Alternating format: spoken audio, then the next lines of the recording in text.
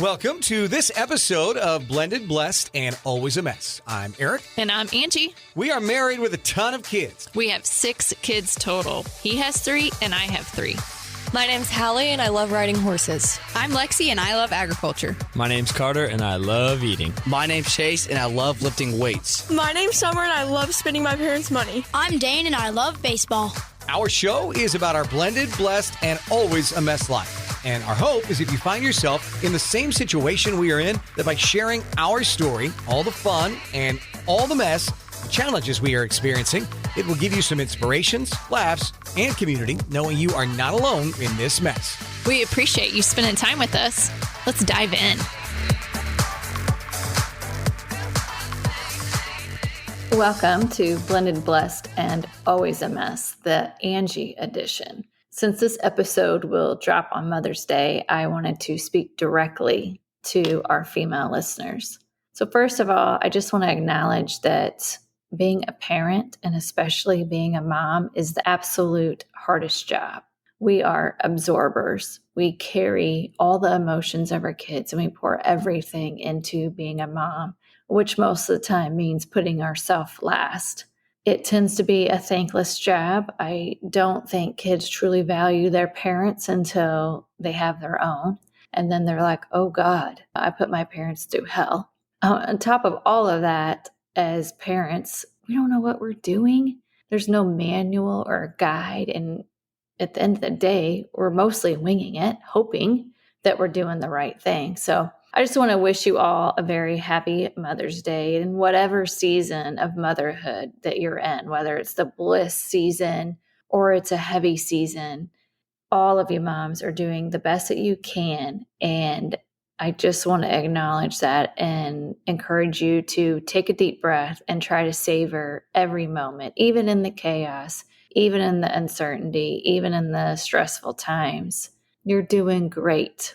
So on this podcast, we talk a lot about growth mindset and the many different versions of ourselves that we evolve into over our lifetime. And since our podcast has grown and we've had many new listeners join in, I thought it would be good that I would just reintroduce myself and also tell you about all the different versions of me.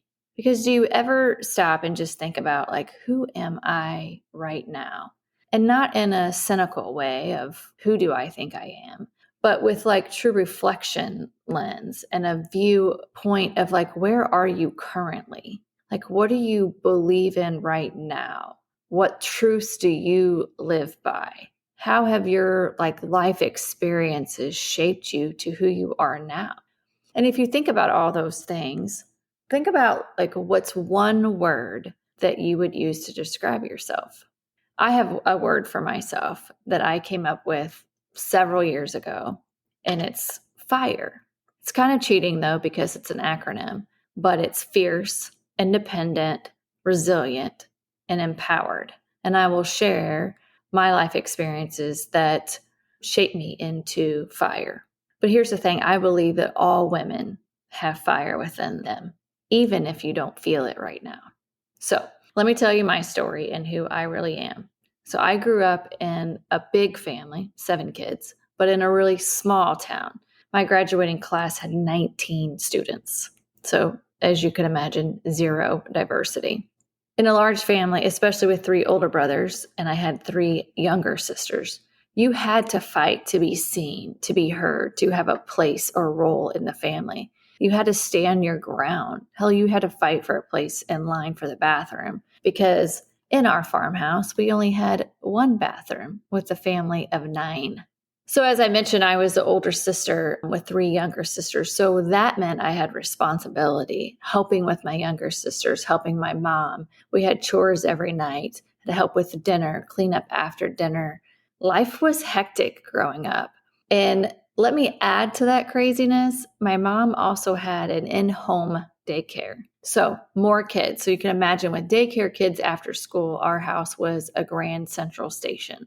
Growing up, I had no idea what I wanted to be. And partly, because growing up in a small town, there wasn't a lot of exposure, but we also didn't have social media. And so even the TV that we watched was pretty limited. My mom thought Three's Company was a bad show. I'm not sure if you know that show or not, but a guy lived with two girls. It was a hilarious show, but it was not appropriate. So what I witnessed and thought to be true was your purpose in life was to get married and have kids. Like career wasn't like a big focus. College wasn't even really a big focus. So I did what I knew and I got married young at almost 20 years old. I got married 2 years after graduating high school.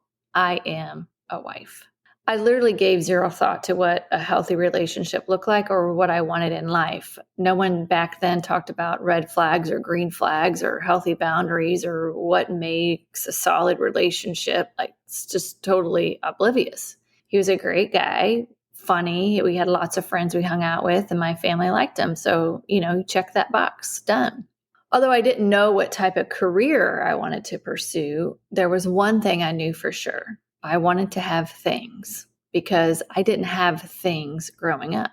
If I wanted Paul Mitchell shampoo, that was the popular brand back in the day, instead of Suave, I had to buy it.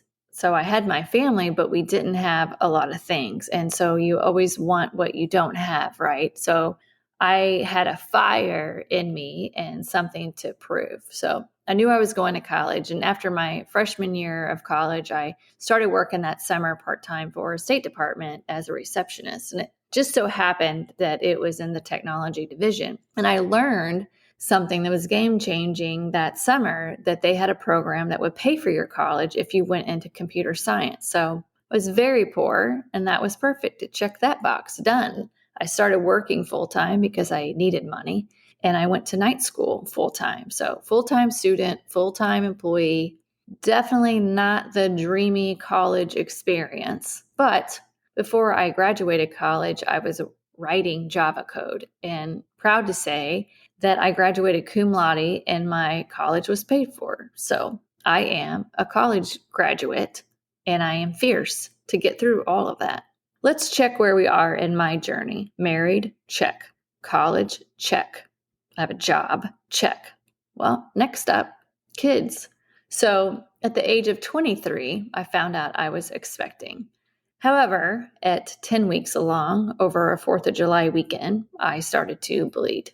And that night, after it became too much, I drove myself to the ER along with my husband.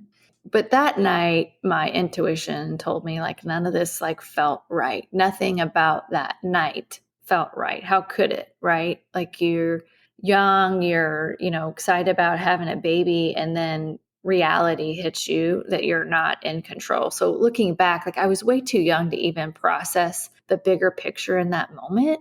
I was scared and I wanted my mom. And I remember calling my mom, asking her, they want to do a DNC. Is that okay to do? I mean, I felt like I was having abortion. I had no idea. It was so traumatic.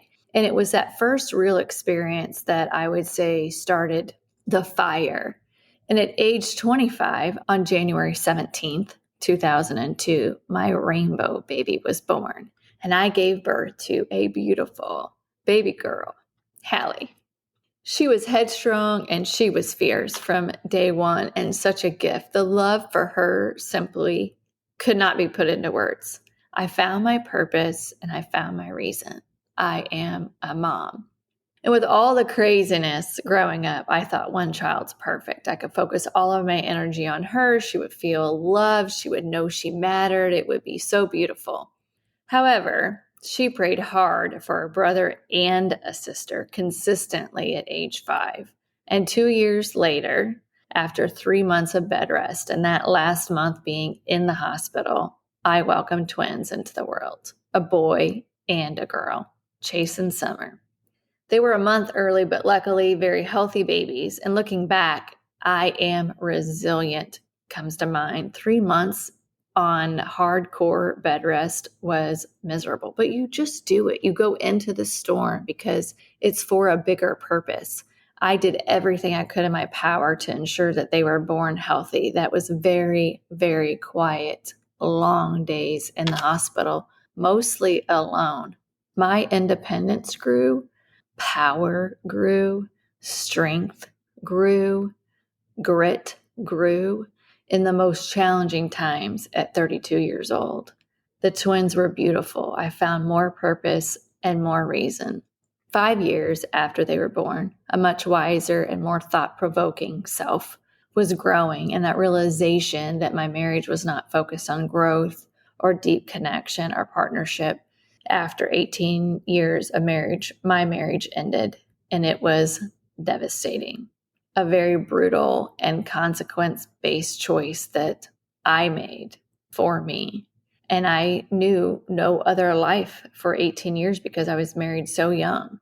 But when glimpses of what connection and self-worth and growth mindset and growth possibilities look like, I knew my current life was not where my heart was. And I knew that I was made for more. And it was like this curtain was opened up and the fog lifted. It was one of the absolute hardest decisions I've ever made. And at the time, the hardest thing that I ever had to face. I had so many critics, so many opinions, and loss of, air quotes, friends. But I was fierce in sticking to the course, trusting my gut instinct that was so strong and ignoring the social norms, fighting for what I knew in my heart was right. I kept my circle small and I clawed myself out of that hole. I am independent for the first time.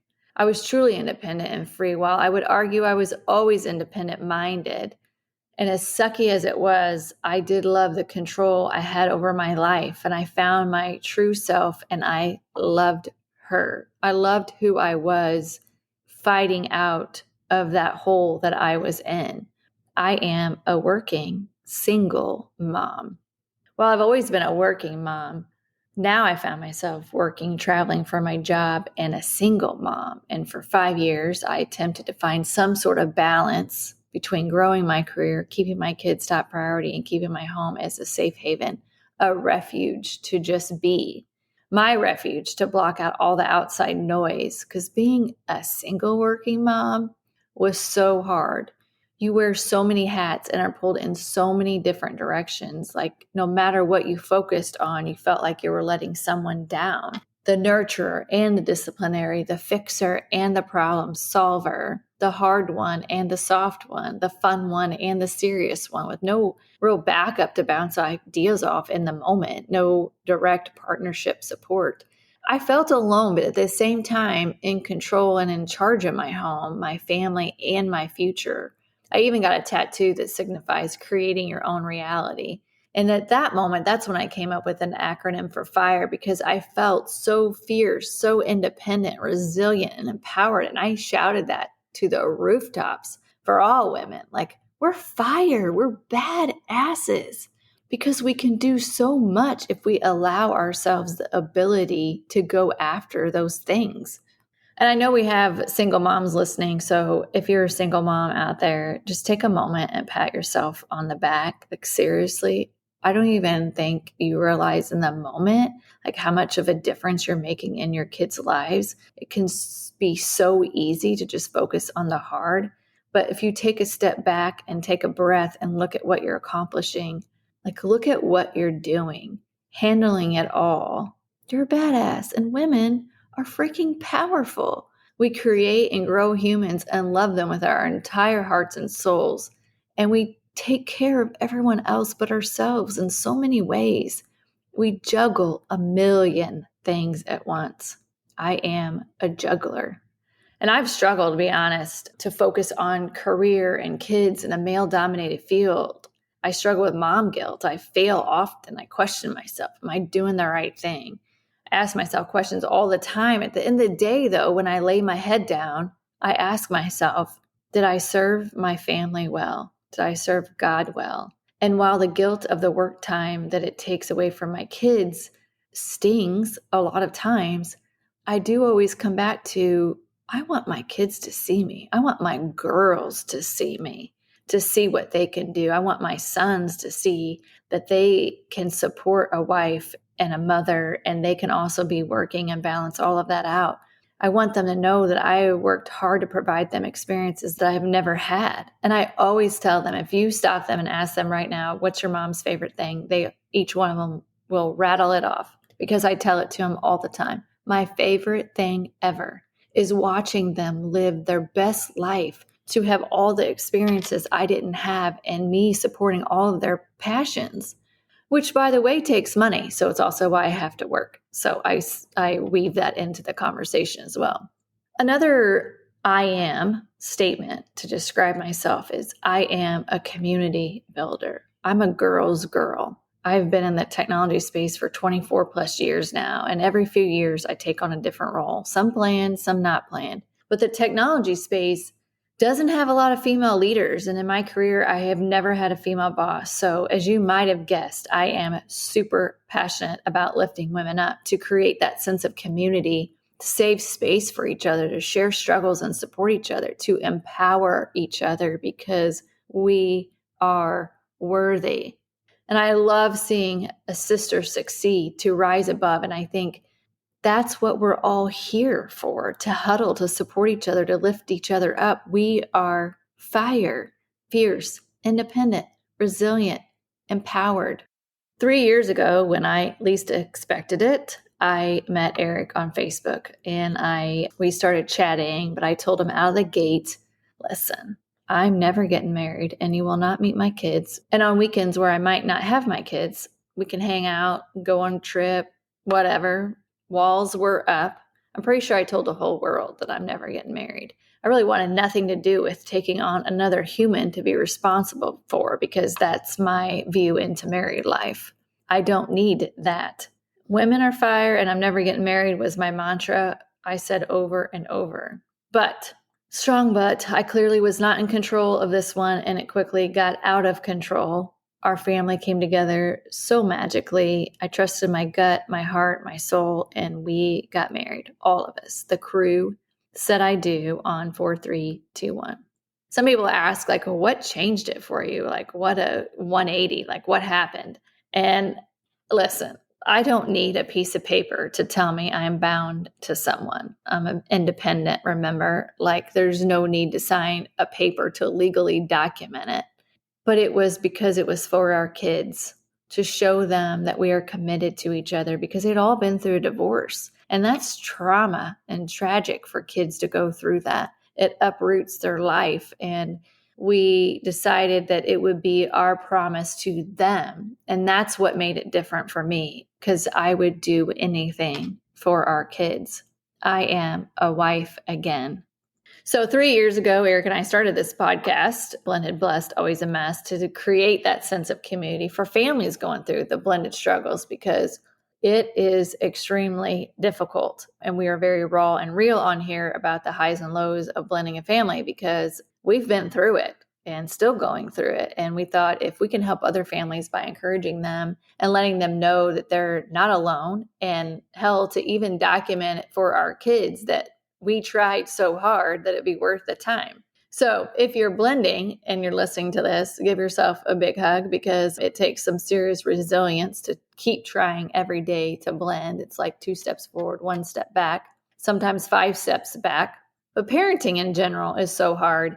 And one of my hardest parenting struggles I've ever dealt with to date was when my oldest, Hallie, started dating a kid at 17. And mom's intuition, don't ever ignore it. But I just had an intuition, gut feeling about them like no other, like something's not right here. And I just didn't feel right about this. And I immediately had like that pit in my stomach. And Hallie is very fiercely independent. She's gorgeous. She's headstrong. She had big dreams, big goals, all of it. Wanted to live in Texas, wanted to go away to school, all the things. So passionate about horses, and had her whole life in front of her, matched up with a kid that had none of that. And, initially I thought, okay, I'm being too hard on him and I should just give him a chance. But over time, the red flags just kept coming, kept popping up. Family, friends, everybody had the same instincts. So I knew it wasn't just me. But she just would not listen to the concerns. We would speak up. She would go distant. And, as a parent or even as her friend, it's hard to find the right balance between giving guidance to your kids at that age, allowing them to make their own choices, learn from their mistakes, and not be totally pushed away. And I know when I was at her age, like no one was going to tell me what to do either. I was headstrong and fierce. So in my mind, I thought Hallie would get married, have a couple kids, and then realize the hole that she was in. And I would be there to love her and support her and help her claw her way out of the hole and to help her build that resilience and empower her to become independent. That pit in my stomach was, I just felt like her boyfriend would not take care of her like she deserved. At the end of the day, the bottom line, that was the ache. Little did I know how right I was, how gut-wrenching right I was. And on November 27th, 2022, it's hard to even say it out loud, but he shot her in the face 5 feet away from her while he was messing with a gun. And I spent the next 2 days laying next to my lifeless daughter. And on 11/29, I placed my hand on her chest and nestled my face next to hers. And I felt her heart and her breath fade away as she very peacefully left us. There's no words to describe this level of pain. Hallie's brother and sister that she prayed so desperately for surrounded her bed and watched their sister pass away, all due to a narcissistic kid that missed every gun safety rule there was. This has been the most devastating, heartbreaking, soul-sucking part of my life that I will carry forever with me. That hole that's left in my heart will never be filled. So here's the deal, ladies. Had it not been for the previous experiences and the fight forwards that shaped me into who I am, I'm not sure I would have survived. Had it not been for my faith, I'm not sure I would have survived. Had it not been for my fitness journey in the last couple years, I'm not sure I would have had the strength to get up. Had it not been for my very narrow, close circle of friends and family, my huddle, I'm not sure I would have survived. Your experiences in life shape you and prepare you for what's ahead, for that battle, that storm that you're going to have to face. This life is hard. Wrap yourself up with the right armor to build the strength to stand on your own 2 feet. Because there will be a season when you're weak or when you're not down. I am a grieving mom. Shortly after losing Hallie, I wrote her story. It's called Feathers Matter. It's about a baby bird taking flight and realizing that she will cross paths with other birds that want to steal her feathers to keep her from flying. But strength is gained in the challenging times.